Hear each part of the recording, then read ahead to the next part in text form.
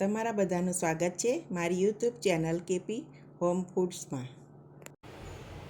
આજે આપણે બનાવીશું ચણાની દાળના દાળવડા। એટલા સરસ બને છે, લારી પર મળે એનાથી પણ સરસ મળે છે, એકદમ સોફ્ટ જો સરસ। તો હું તમને મારી રેસીપી તમારી સાથે શેર કરું છું, તમે એકવાર જરૂરથી બનાવજો। તો ચાલો આપણે શરૂ કરીએ। તો અહીંયા આપણે મેં દાળવડા બનાવવા માટે એક વાડકો મોટો ચણાની દાળ લીધી છે। એકલી ચણાની દાળ લઉં છું, તમે મગની દાળ લેવી હોય તો લઈ શકો છો। હું એકલા ચણાની દાળના બનાવું છું। તો ધોઈ અને પલાળી દઈશું। આપણે દાળ ધોવાઈ ગઈ છે, તો આપણે આ રીતે દાળ પલાળી અને ઉપર આટલું પાણી મૂક્યું છે ને 8-10 કલાક સુધી પલળવા દઈશું। તો આપણી દાળ સરસ પલળી ગઈ હશે, આપણે જોઈ લઈએ।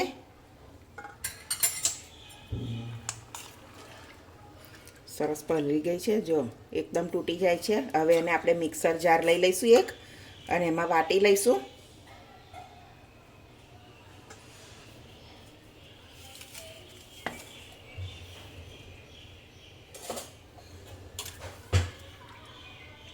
બહુ પાણી નહીં મૂકવાનું, અંદર થોડુંક જ નાખવાનું, બહુ ઢીલું નહીં પીસવાનું એને।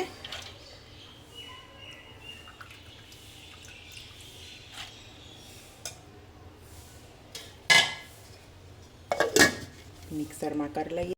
તો આપણી સરસ દાળ પીસાઈ ગઈ છે। આપણે લારી જેવા કરવા હોય તો એને થોડું દરદરું રાખવાનું, એકદમ સ્મૂથ નહીં કરી લેવાનું। આ રીતે પીસવાનું। દાળ વડા માટે આ સરસ છે ખીરું। આપણે એક બાઉલમાં કાઢી લઈશું।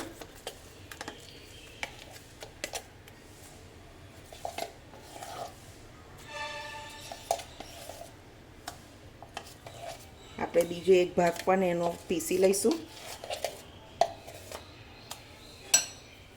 તો આપણી બધી દાળ પીસી લીધી છે। દાળ વડાનું ખીરું કમ્પ્લીટ થઈ ગયું। તો આપણે દાળ વડાનું ખીરું જોઈ લઈએ। તો આપણું દાળ વડાનું ખીરું સરસ થઈ ગયું છે।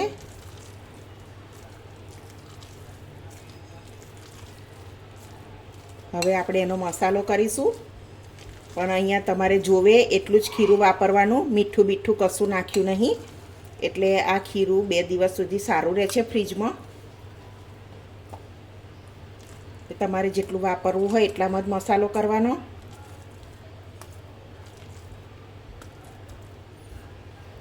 હું અહીંયા આટલું જ બનાવું છું।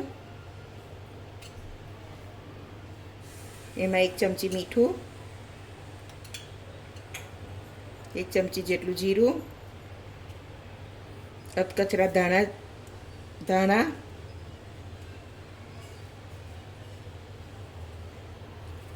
આદુ મરચાં અને લસણની પેસ્ટ છે 2 ચમચી। તીખાશને એવું તમારે જે પ્રમાણ જોઈતું હોય એ પ્રમાણ લેવાનું।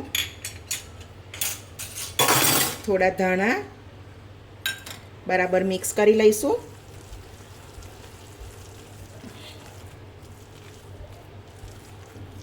આમાં પાણી કશું ઉમેરવાનું છે નહીં, સોડા નહીં, પાણી નહીં।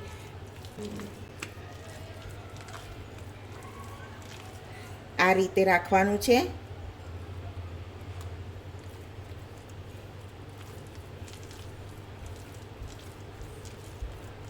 તો સરસ રેડી થઈ ગયું છે।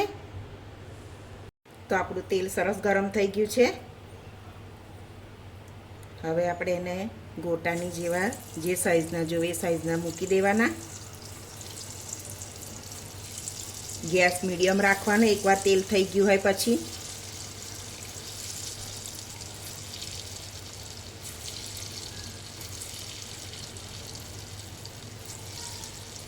તો હું અહીંયા જેટલા કઢાઈમાં માય એટલા જ મૂકું છું।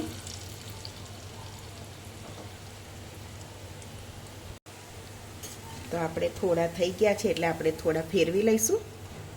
તરત ને તરત એને ફેરવવાના પણ નથી।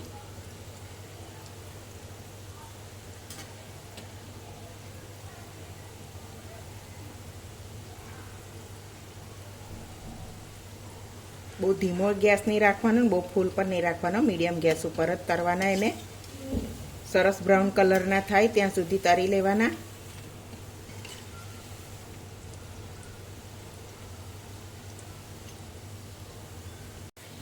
તો સરસ કલર થઈ ગયો છે. જુઓ દાળવડા પણ અંદરથી સરસ ચડી ગયેલા લાગે છે. તો આવા થાય એટલે આપણે કાઢી લઈશું એને.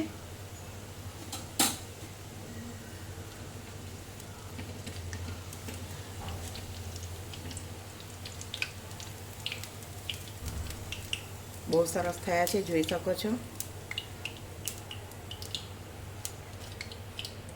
તેલ પણ અંદર જરાય નથી રહેતું.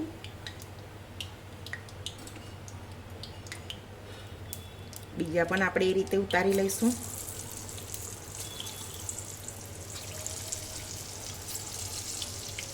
આમાં તમારે ડુંગળી પણ નાખવી હોય તો કાપીને ઝીણી ઉમેરી શકો છો, પણ હું તો અહીંયા આ જ રીતે બનાવું છું.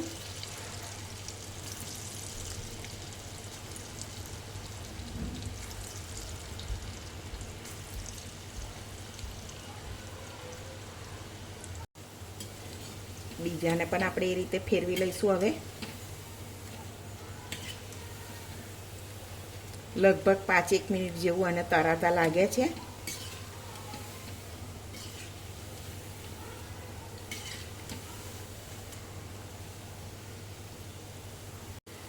તો આપણે બીજા પણ સરસ થઈ ગયા છે, એને પણ આપણે કાઢી લઈશું.